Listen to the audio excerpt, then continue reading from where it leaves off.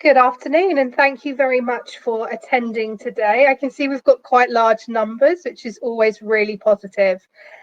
Just to give you a bit of an introduction, my name is Katie Daines, and I am one of the early careers specialists here at ARM. And when we're talking about early careers, we mean everything from your work experience through to your apprenticeships, through to your part-time undergraduates, which is the thing I'm going to be talking about today, and into the graduate positions as well. So I'm just going to give it another second because I can see the numbers creeping up, which is really, really, really positive. And to give you a bit of an idea of what we're going to be covering today, we're going to be sort of talking a little bit through gender. So we're going to be talking through a little bit about ARM for those that haven't heard of us, a little bit about sort of who we are, what we do, and also the part-time undergraduates. Now, I'm going to leave a massive section at the end, probably about 30 minutes, so don't worry, you haven't got too long of me speaking. And that last 30 minutes is going to be a really good opportunity for us to do a Q&A. So please put your questions in there and I'll answer them once we've finished the slides. So for those of you that haven't heard of ARM and what we do, I'm now going to play a short video which tells it so much better than I do. And hopefully this will all tee up in the nicest way. Hopefully. We always expect little bits of... Here we go, thank you. We are complex beings. 1 trillion pieces built on one foundation, living life.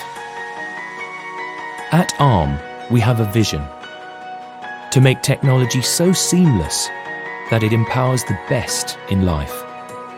1 trillion devices built on one foundation, making life better, happier for everyone.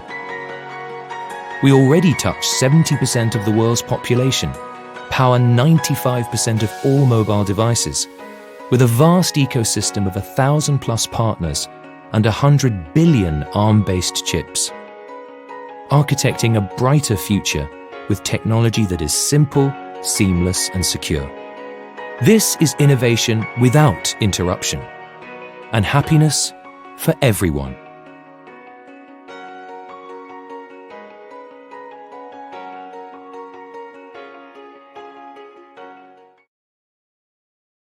Excellent. So that's just a short video, and to give you a bit of an overview on who ARM are. And normally we are in a much more interactive place, so I can sort of get people to stand up. And the first thing I normally do is say, stand up if you've heard of ARM before.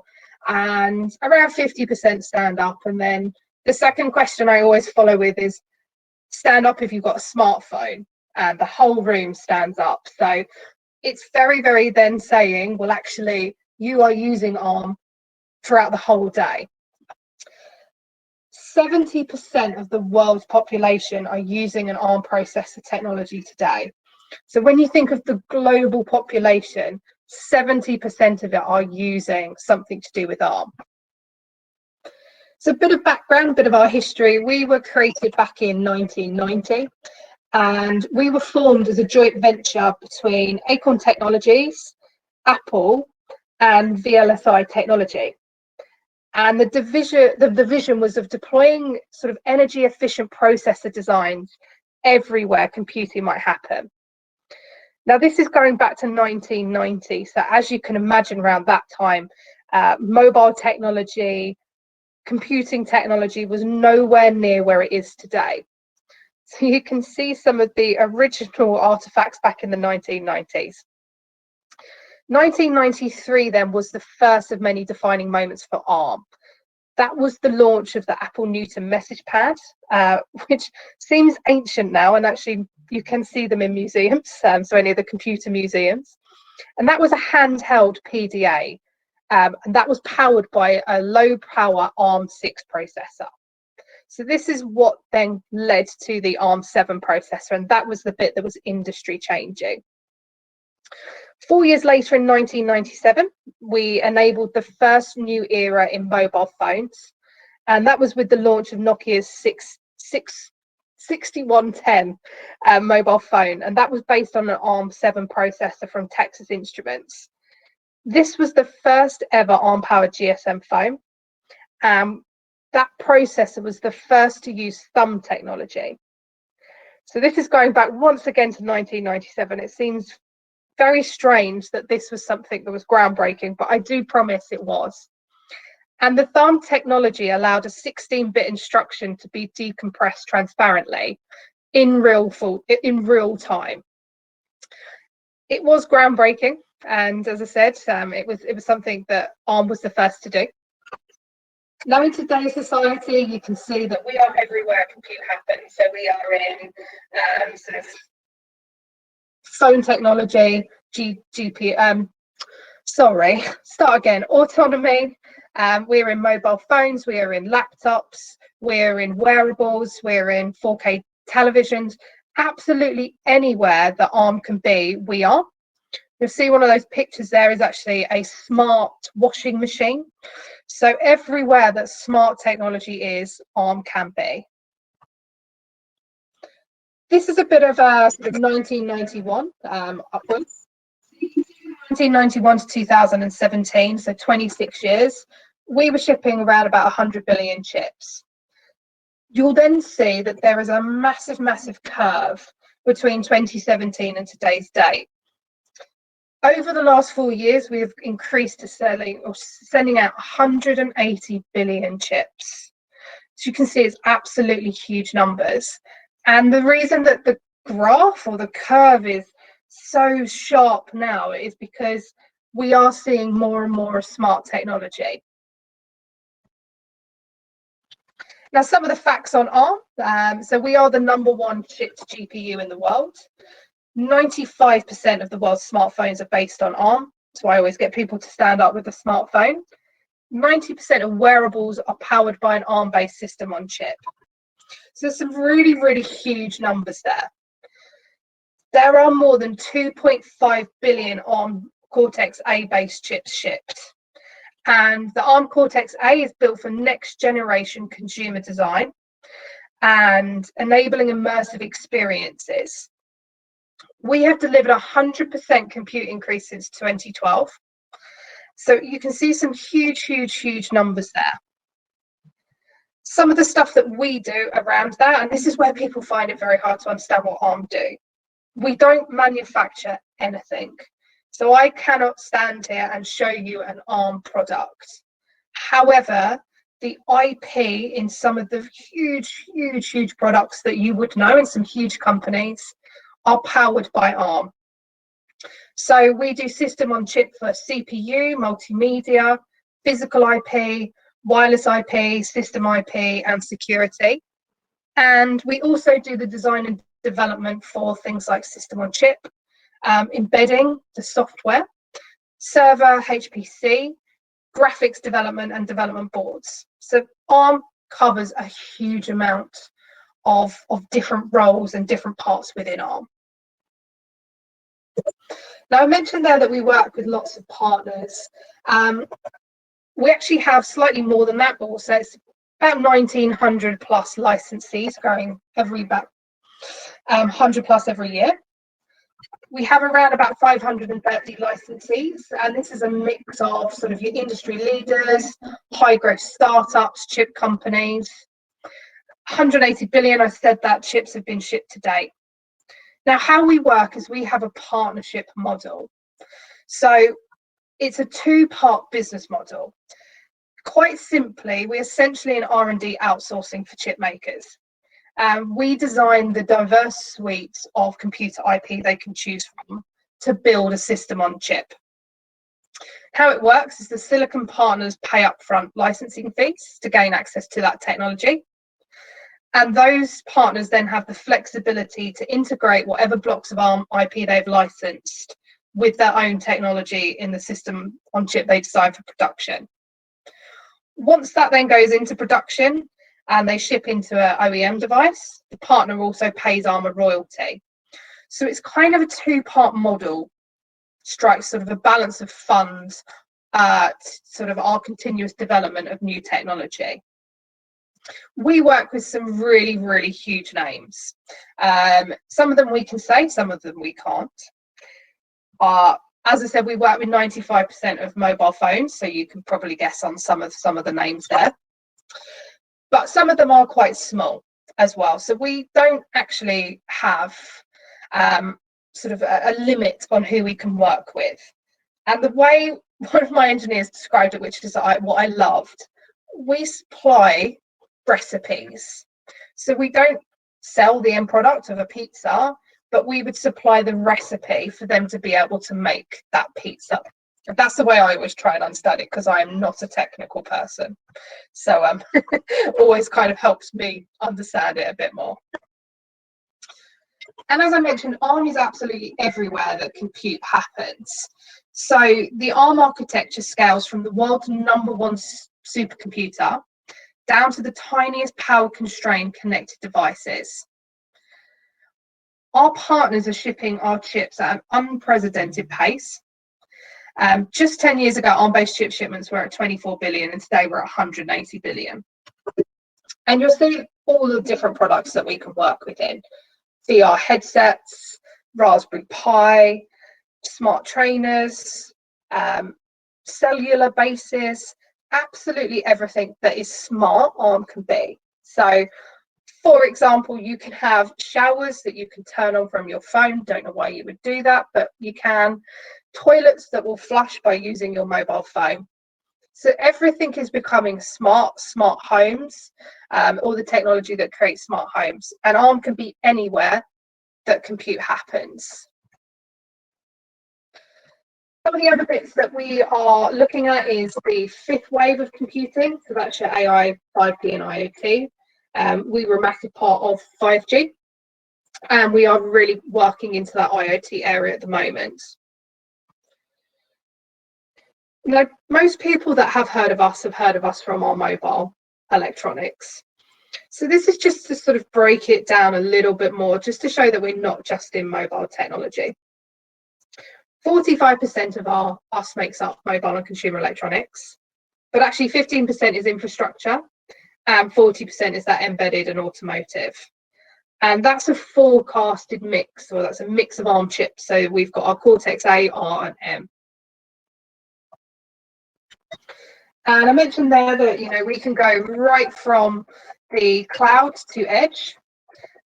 We are working within real-time inference, security and privacy, 4K, HDR, 5G, compute performance, and on-device learning. So there's so many different areas that we work within.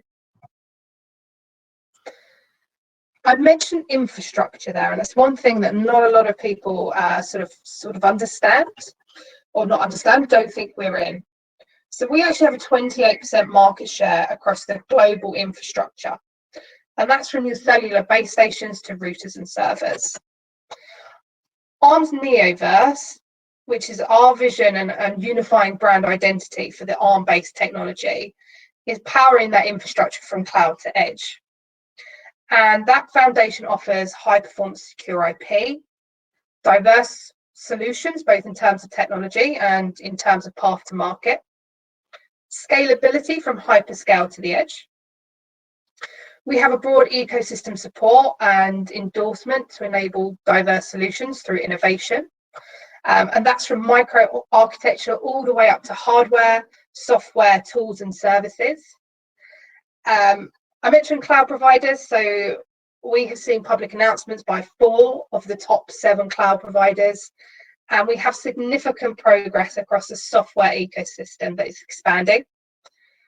I mentioned high performance computing. So that is that we've been delivering the flexibility to build more diverse compute solutions. And that's for the range of heterogeneous architecture. Sorry, I can never say that word. And that's required to reach eco-scale computing levels. Most recently, that's been in the Fugaku supercomputer, which was developed jointly by Riken and Fujitsu, and was awarded #1 on the top 500 list twice in 2020. We also, as I mentioned, 5G and carrier infrastructure. So we've been designing throughout the ecosystem of players throughout the stack, from L1 to transport and emerging Open RAN and vRAN initiatives. And I mentioned infrastructure there and IoT. We announced Project Cassini, which is an initiative focused on simplifying the portability management and deployment of software for the infrastructure edge. It promotes a standard-based approach to platform software and security, and enabling the ecosystem to leverage significant investments in cloud-native software. So that's some of the stuff that we have been working on across this. I also mentioned autonomous and automotive there. So 15 of the top automotive chip makers license ARM IP. And we're working on the big thing that everyone keeps talking about, which is self-driving vehicles. We are leading that digital transformation of mobility. So we collaborate with the whole value chain. And our primary focus is providing the foundation for safety. Without that, the digital transformation of mobility will not be possible. We have ARM Safety Ready and AE technologies, which are allowing our partners to deliver safe products to market sort of faster. The ADAS systems are already automating human driving inputs and saving lives. And we're pushing the boundaries of autonomous technology. Now, that's enough about what we do as a company. This is more about what it's like to work here. So I'm going to go into a few slides about some of the other stuff outside of our technology. So I'm going to show a quick video. Unfortunately, normally we bring people into Cambridge, we get you to look around our beautiful site. Unfortunately, we can't do that. So we've just done a short video which will show you a little bit more around the Cambridge site that we have.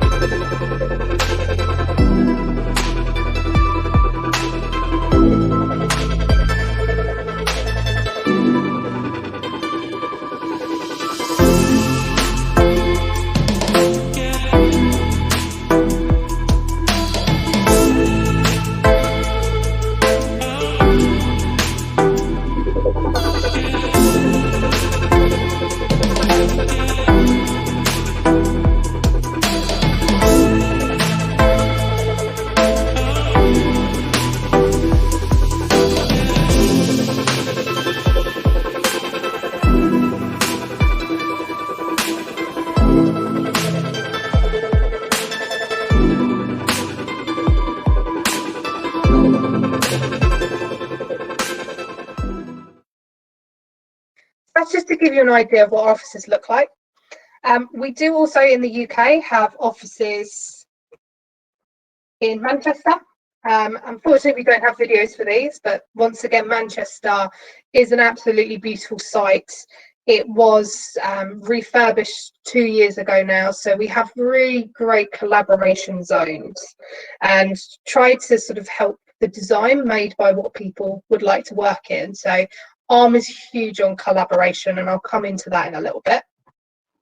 And we also do have a site in ARM Sheffield as well. So unfortunately, that one needs a little bit of a refurb. It's up next on the list, but it's once again a beautiful collaboration zone.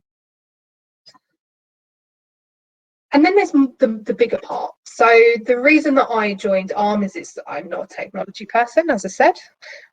But what I really loved about ARM is the other stuff that they were doing, so the not-for-profit stuff. So it's great that we do so much across technologies, and we are sort of an industry leader in what we do. But there's a lot more around the sustainability. Now, the 2030 vision is an ARM-founded cross-sector collaboration, and this was in response to the government's 2030 vision. So if you've seen that before, it was to help support the UN 17 sustainability or sustainable development goals. There's lots on there, and I will show you a slide in just a second with what's on there. But it was actually how ARM could give back. So what could we do that's going to help meet some of those? So I'm going to show a short video, and I do promise this is the last video, but this says it so much better than me, how we came up with the 2030 vision and some of the technologies or some of the things that we're trying to solve. Hello, I'm Molly. You don't know me, but I've heard a few things about you techie lot. You've made cars that don't need drivers, computers that teach themselves to play chess, and you can accelerate 2 beams of protons to 6.5 TeV for a collision that creates centre of mass energies of 13 TeV. So you're pretty smart, right? In which case, I've got a problem for you to solve. In fact, I've got 17. In 2015, every single world leader in the whole world agreed to 17 global goals.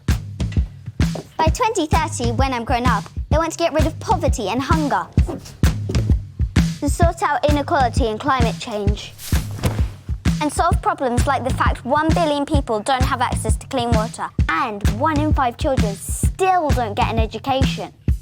A lot of people think these problems are impossible, but I've heard you don't believe in impossible.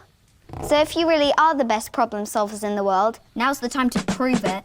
Prove you're the cleverest, brainiest, most imaginative, tough problem-solvingest people that ever lived, and help us. Do it to save millions of lives, to rescue our world for future generations like me. Or you can do it for the same reason you do lots of things, just to see if you can.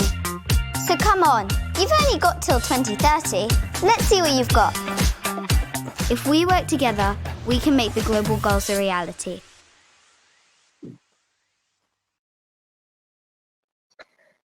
And as you can see from there, this was in response to an initiative from 193 member states of the United Nations. And they agreed to 17 goals with the aim to create a better world by 2030. So you can see lots of different areas that they wanted to concentrate on. Now, each goal has a list of targets, and within each target are indicators used to measure progress towards reaching the goals. So ARM collaborated, as I said, with a lot of our competitors and a lot of people we work with to work out how we could help towards this. So once again, as you saw from there, there's innovations happening in technology every single day. And some of those should be for the not-for-profit. So it was having a little look through of what could be created to help some of these global goals. And I can send you a link to go and have a look for the full list, but these are just a few of them that have been created. So one of these is, as you can see, Amplio. And this is a talking book which enables global partners to reach low literate people in remote communities. And what they do is they share hours of audio content on demand and collect usage data and user feedback.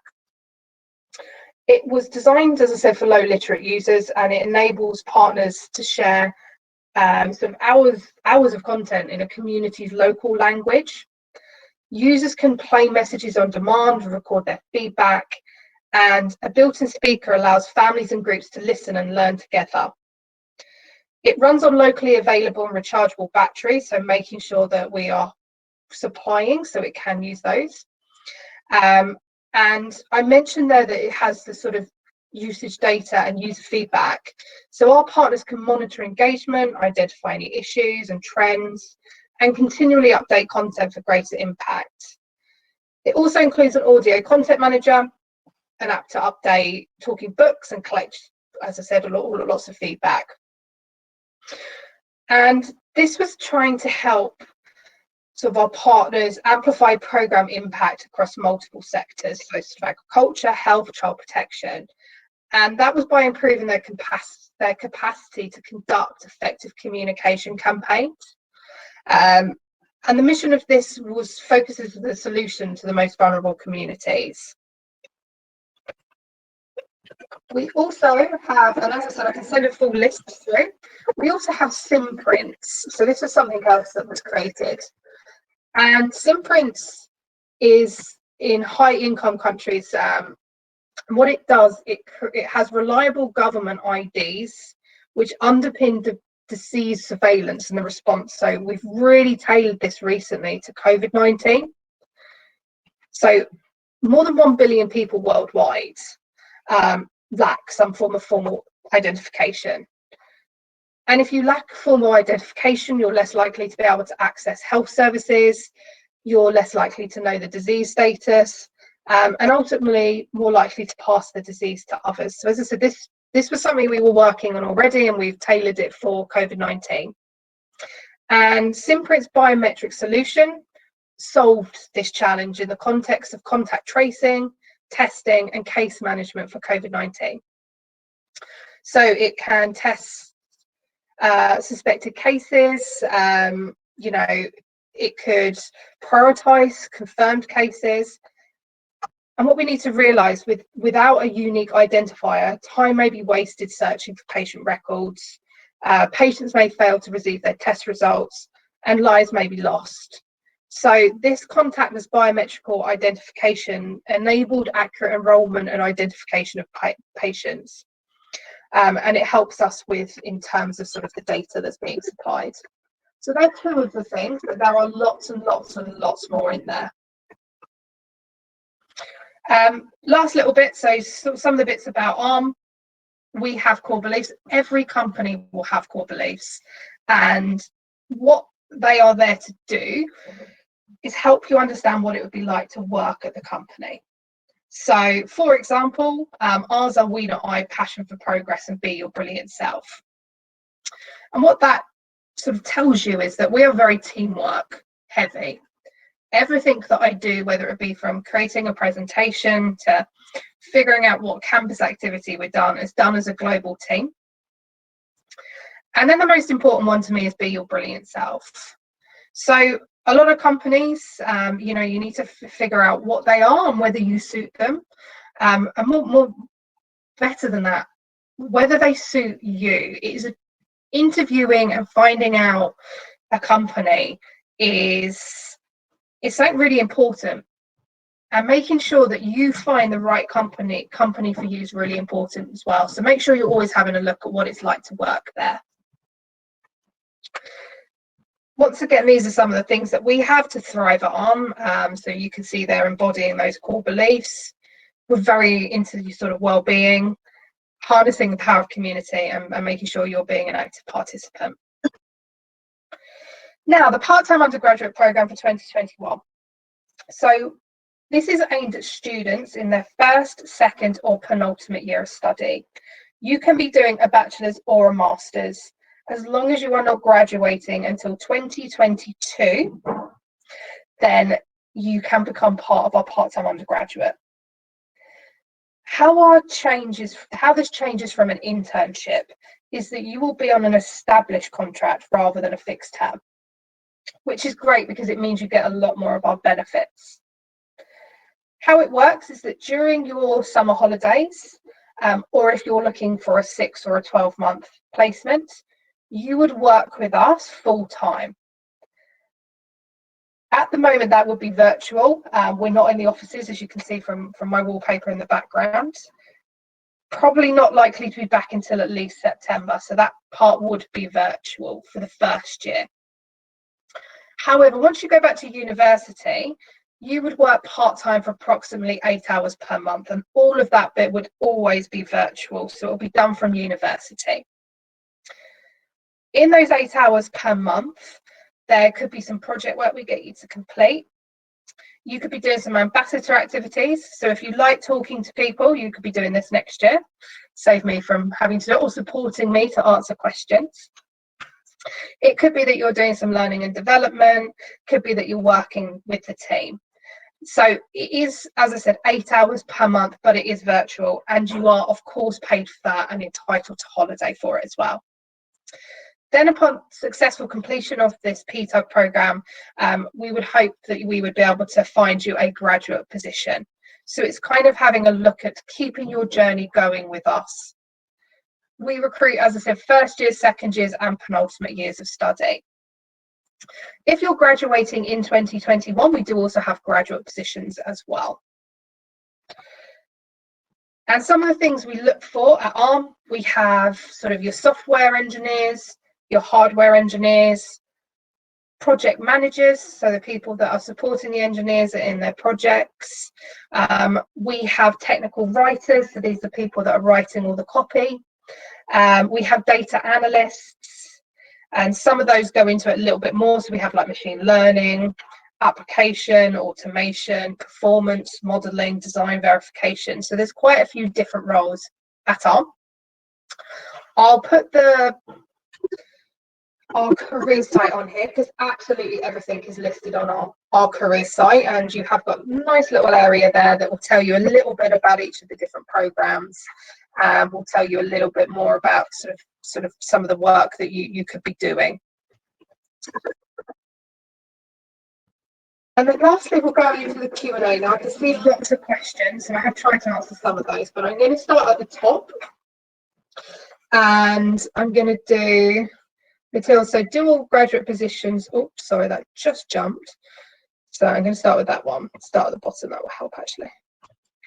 So I'm doing a Master's Science in Business Analytics. Do I apply in the internship, or is there other internships available for postgraduates? So Monica, as long as you are graduating in 2022, that would be applying for a part-time undergraduate positions. If you're graduating in 2021, then that would be a graduate position. Karina, unfortunately at the moment we don't have internships available for law. It's something that we could look at in the future, but at the moment it's not something we have. Our legal team is quite a small part of the business, so at the moment unfortunately we don't. Sorry about that. Jacob, the positions are virtual throughout the academic year. So yes, so when you're at university, it's completely and utterly virtual. We won't ever require you to come into any of the offices. However, once you get to the summer placement, 6 month or 12 months, depending on what your course is looking for, that piece is after this year, you would be required to be in the office. So yes, so you would then come to Cambridge, Manchester or Sheffield. So yes, so you don't have to be based in Cambridge or willing to commute to apply for these. However, for that summer placement, you would need to be able to get into that office for the 12 weeks, 6 months or 12 months, depending on how long you need to work full time.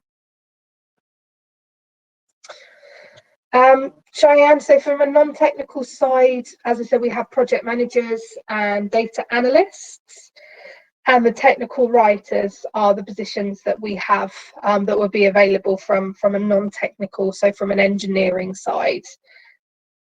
However, we always say that if you have done any form of programming, it doesn't have to be part of your degree. So whether you've done something previously, then you can apply for one of our hardware or software positions. We have different levels of software within ARM. So we have the positions that are working within our, say, OSS team, which is our open source software. And those positions are very, very, very technical. So you would be sort of C++ programming.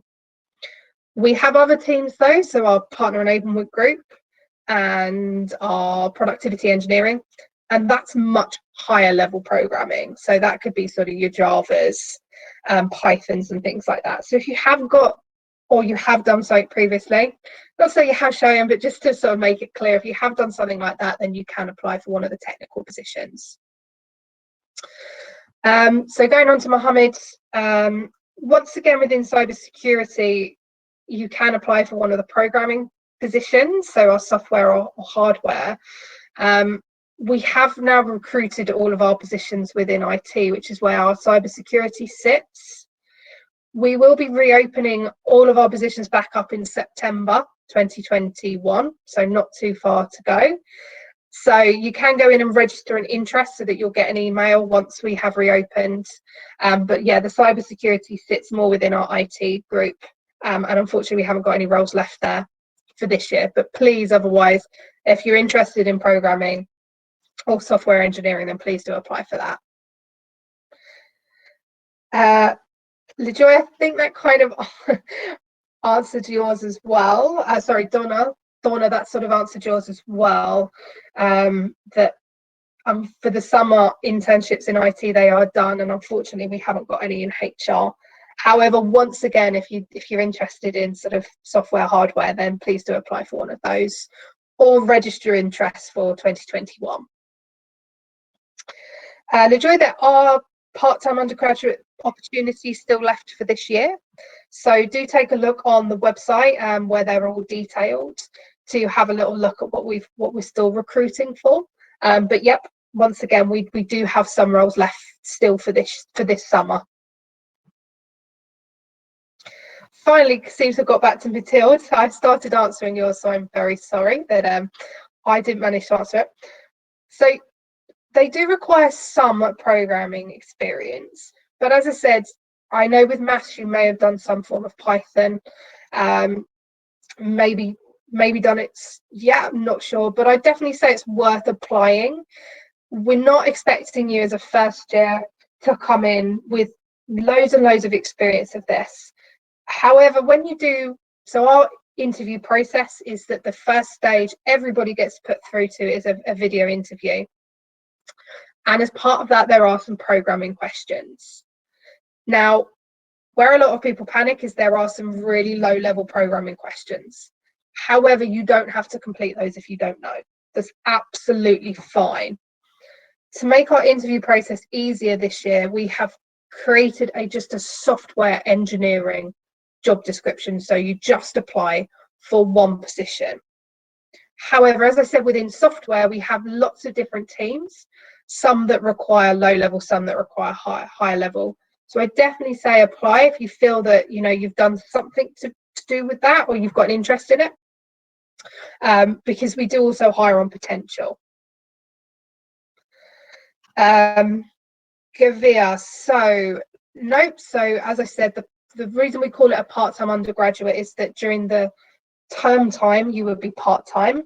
However, during the summer, stroke 6 months, stroke 12 months, so whatever you require, you would be working full-time.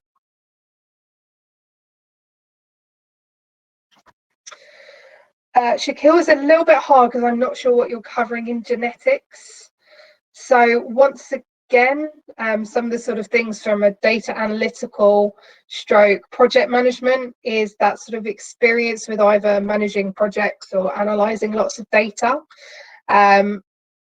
It's a little bit hard for me to tell without knowing what you're sort of doing in your course, but definitely have a look on the website because that will give you a little bit more information.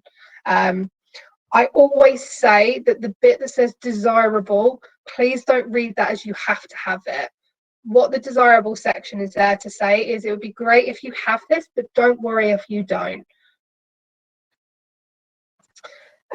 Alex, so for the physics students, once again, business analysts, project managers.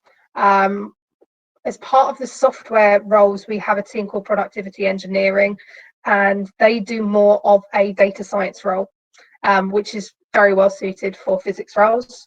However, we have plenty of physics students that are part of our software and hardware teams. So once again, don't feel that you have to have computer science AAA to apply for these, because we do look at potential. So what is day-to-day like in ARM? No day is like the same. As a part-time undergraduate or a graduate, you will come in and work on real-life projects. So day-to-day, it can be completely different. It depends on what team you're in. So we have 15 different teams in ARM. If you're working within I keep saying OSS, but they just work on very, very, very low-level programming. So a lot of it will be around that. However, we also have lots of different things that go on at ARM. So we have volunteering days that you can take. We have lots of different talks. So we have sort of seminars and webinars with some very senior people. So no day is the same. It's it depends on the team, but you know, you'll be working on real life programs and projects that are going on. Karina, the requirements for the part-time undergraduate, once again, we look a lot on potential. So the number one thing is that you're passionate about ARM. So you want to work here, you watch that and thought, wow, some of the technologies you're working on are absolutely fantastic, or you're passionate about the role. The job descriptions will have a little bit, so as I said, for sort of software engineering, a passion for the technology industry, whether that be that, you know, you've had a Raspberry Pi, a BBC Microbit. So why is it that, and I'd say this anywhere that you apply, why is it you want to work for that company and that role? So I'd always say passion is the number one thing. Also have a look at a company's core beliefs. So ours are all around sort of passion, progress, we not I, be your brilliant self. So talking about times where you've worked in teams as well, because we're really, really, really around teamwork. I think I've answered that. So yes, there are part-time undergraduates for different areas. Each of the different teams does different products. So you could work for the CPU team, you could work for the GPU team that do graphics, the development solutions team, so they do compilers and HPC, the productivity engineering team, so they do more around data science, the PEG team, which is our partner enablement group, which is more around partners. So yes, there are different, but we just lump it under software. Some of the projects that you could have a look at if you're looking to do software, you could definitely have a little look at some more programming. If you're looking at sort of high level, we do kind of Java, Python. Low level, we do C, C++. So you could have a look at some things around that. Have a look in sort of GitHub. It's a real great way. HackerRank is really good as well. So they do lots of free training. And ARM has a team called ARM Education, and you will get free courses. So for example, there is one that's launching on the 23rd of March. And this is an edX, this is through edX courses. So there's one that starts on March 23rd and then September the 30th. And this is once again free. And this is an embedded systems essentials with ARM. So once again, it's completely free. It's a 6-week course, about 3 hours per week, they say. And you can have a go on that, and that will give you some information about ARM. But there's lots of them, and that's the ARM Education team. Being sure we have a base in Galway in Ireland. They have finished recruiting for their roles this year, but once again, register your interest on the careers site. So if you type in ARM careers, that will take you into there. There's a register your interest, and then you will be alerted to any roles that are going live. But Galway is our location in Ireland. So I'm just trying to rush through these because I realise I've got sort of 24 questions still to go, and only about 15 minutes. So the selection criteria. So I would always say it's really good to write a cover letter. So a very good cover letter, and once again, doesn't need to be 4 pages. It's normally half a page, and that's to describe any projects that you have done.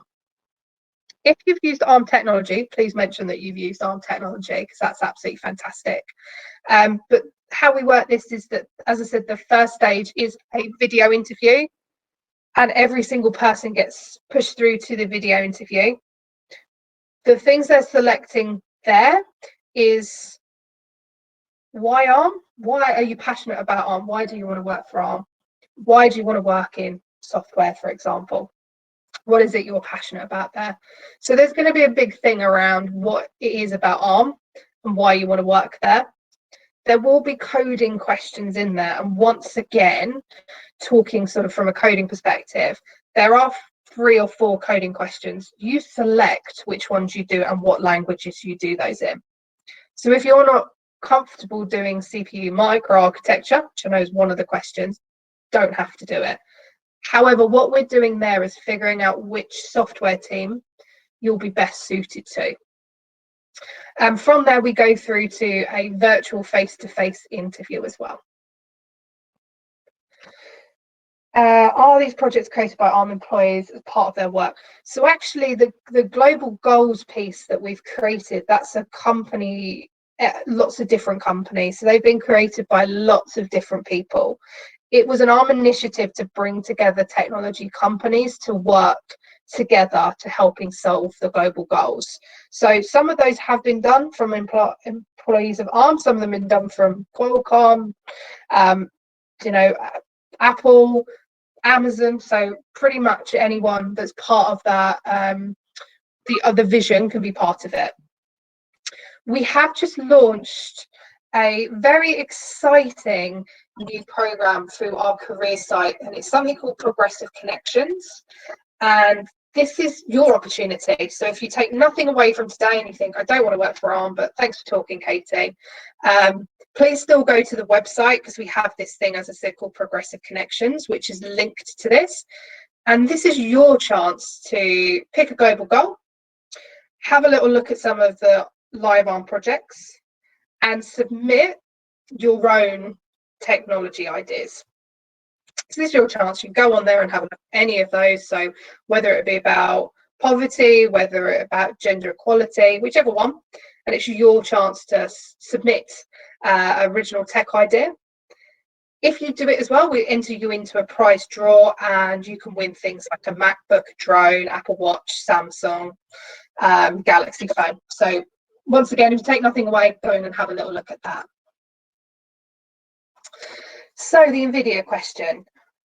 At the moment, there's a lot of hoops that have to be jumped through for NVIDIA to acquire us. It will not happen for probably another year. And that's just because there's a lot of different government questions that are going through at the moment. I can't see that there'll be any impacts of combining the two. As I said, it's still very long way off, so we haven't kind of got to the bits about how that will work. It has to go through the US government, the Chinese government, the UK government. So it hasn't.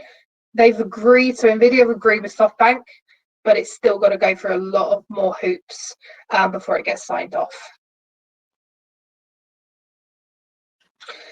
Having a look at Gavin. So we do have a machine learning team that's part of that software team. So you would definitely not be at a disadvantage because you're not doing the conventional computer science course. We recruited from 120 different degree types last year. So the big numbers that we recruit from, computer science is still the largest that we do recruit from, but there were, as I said, over 100 different degree types. So it isn't a disadvantage not to be studying that. Once again, we look massively for passion. So the reason that computer science is probably still our number one is just because a lot of people that studying computer science have heard or worked for ARM before. So when they're talking about ARM, it is their dream. So I'd say as long as you're passionate about working here, machine learning is part of ARM as well. So definitely mention that in there, Gavin. Yes, so as long as you are not graduating 2021, you can apply for one of our part-time undergraduaats. As I said, we're taking people that are qualifying 2022, 2023 and 2024. So yes, Payesh, you would be applicable. Sorry, looking at the wrong names. Sorry about that. So yes, Grata, you would be able to, sorry, I've lost loads, would be able to apply for that. Nope, so graduate positions don't require previous experience at ARM. The large majority for 2022 will come from our part-time undergraduate. So this is the first year that we've run the part-time undergraduate positions. And the reason for that is that would massively drive going from part-time undergraduate to graduates. For this year, however, no, because we haven't done this before. So if you are graduating this year, please apply because we still do have positions left. But yes, Mathilde, in the future, our part-time undergraduates will get offered graduate roles before we go to market. So there will be a massive advantage. If we can't fill all our graduate roles with part-time undergraduates, then we would go to market. So having a little look, if I apply now and get accepted, will I start the internship in September? So no, you would start this summer. So you would start in June or July, depending on when your university finishes. You would work full-time over the summer period, and then you would start your part-time part of it in September or October, whenever you left us from a full-timer. If you've already got an internship this summer, you would need to register your interest for a position for next year, because you'll have to work that full-time element over the summer period to then go on to the part-time element. I'm just going to try and so yes, the summer internships are most likely going to be virtually this year. However, in next year you wouldn't have the opportunity to do it virtually.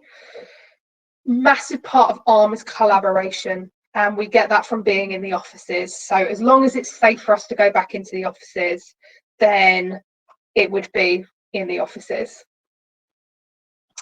Having a little look, would this start this summer? Yes, as I said, it will be starting this summer.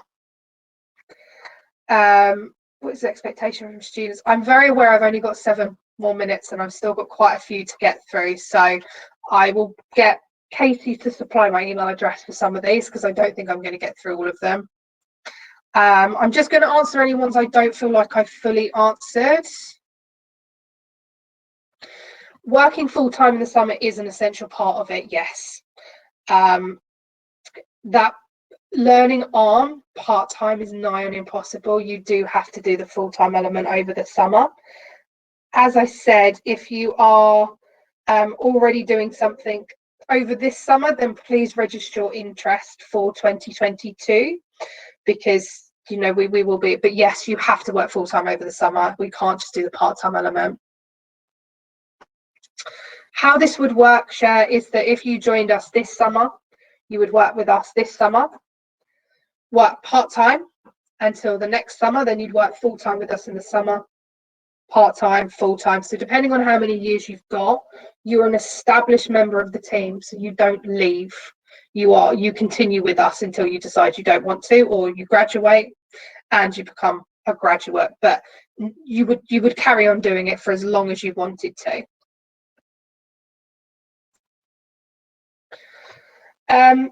Adiba, yeah, of course, if you've got a programming background, absolutely you'd be eligible to apply. You do need to go to the careers site, which is, as I said, if you type in ARM careers, that will take you there, and you will be able to see under the different programs you've got graduates and part-time undergraduates UK. You just click into there, and that will then, you'd need to do a full application. But absolutely, if you've got programming, you will be you will be for that program. Brandon, I would always say cover letter. So it's the only thing you need to put in as well, is a cover letter. Your cover letter is an opportunity for you to talk about yourself. So we mentioned the STAR method, which is whenever you're writing anything, think of situation, task, action, result. Haven't got time to go over STAR method, so please do Google it afterwards. But your cover letter, you can give real opportunities of work that you have done. So for example, I have programmed in C++, and what the situation was is that I had to create a game. My action from that is that I did all of the coding, or I embedded all of the software, whatever it might be, and the result was that it worked. So use your CV to do that bit with. Emily, I'll be honest, I don't know what you mean with would you support charterships in engineering? Sorry. If you want to type up a bit up what you mean by that, I'll try and answer it. Hugh, yes. So if you're a second year, you would join us this summer full-time, work part-time, rejoin us summer 2022, work part-time until you graduate. And software engineering, as once again, it depends on the team that you're going into. So a lot of those projects that I described, Universe, all of those you would be working on either low level or high level programming, but it does depend. GPU, you would be looking at the graphics part of it. OSS, you'd be looking at embedding that technology. The education program, do you mean the part-time undergraduate for the education program? Because that would be sitting in our research team. Our research team look after all of the research parts. If you're talking about what does the education program, it's an edX course. It is where you would go in and you would learn how to implement real-world embedded system projects. And it's all done on a simulated microcontroller. It's a syllabus, so it's very similar to your university, and you go in and complete a course. This is specific to ARM, so you would be learning ARM technology.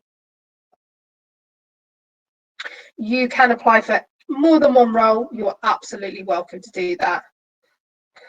For low-level programming, Harsh, I'll be honest, I've not heard of Rust previously. It is mainly Python and Java. However, we have so many large groups that sometimes they do let you program in other languages. You don't have to have Python or Java, because if you've learned some form of low-level programming, say Rust, for example, we understand that you will be able to sort of learn, shall we say, another language. Michael, thank you. I have to have a drink, I think, in 2 minutes because my mouth is so dry, but I just wanted to answer as many as I could. Abdul, yes, if you could apply for the software one, that would be fantastic. We do have graduate positions as well. Our graduate positions, though, are for people that are graduating in 2021, and you could be any master's, PhD, bachelor's, whatever. Feedback, we try as quickly after a face-to-face interview, normally within about a week, to get back to you. That has sort of stretched out a little bit to 2 weeks, which is something we're working on at the moment. Deequa, the reason that we can't do our roles remotely is because the work that we do is so team orientated. It's very hard to simulate what you can do in a room with people to doing it remotely. We've been working remotely for a year. Projects have slowed down because it's a lot harder.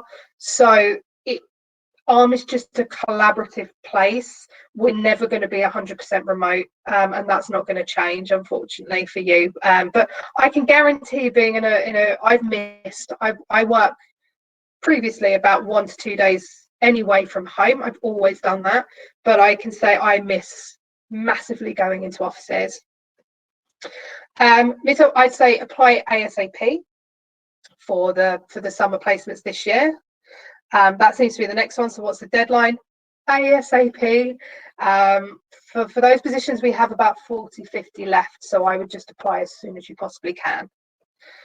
Well, yes, what we'd look to do is try as hard as possible to convert into a full-time position after you've graduated. That is the plan. Every single graduate role that we have will go to people that are part-time undergraduates.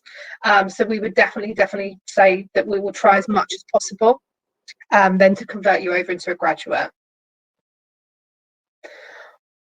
I'm going to run out of time soon, so I'm just going to ask